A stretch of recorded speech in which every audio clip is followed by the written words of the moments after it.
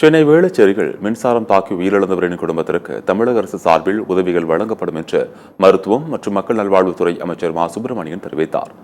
பெஞ்சல் புயல் காரணமாக சென்னையில் நேற்று முன்தினம் கனமழை பெய்து சாலைகளில் அதிக அளவு மழைநீர் தேங்கியது.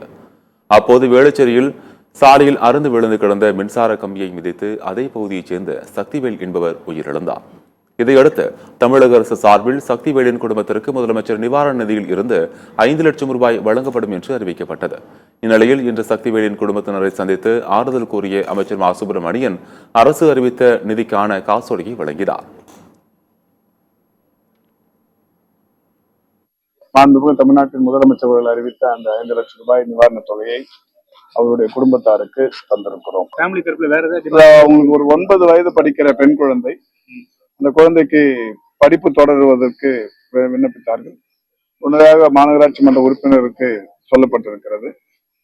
எதிர்வரும் 3 ஆண்டுகளில் 10, 11, 12 ஆகிய 3 ஆண்டுகளிலும் அந்த பெண் குழந்தைக்கு தேவையான கல்வி செலவை மன்ற உறுப்பினர் சார்பில் எடுத்துக்கொள்ள வேண்டும் என்று சொல்லப்பட்டிருக்கிறது. அது நாங்கள் கண்காணித்துக் கொள்வோம்.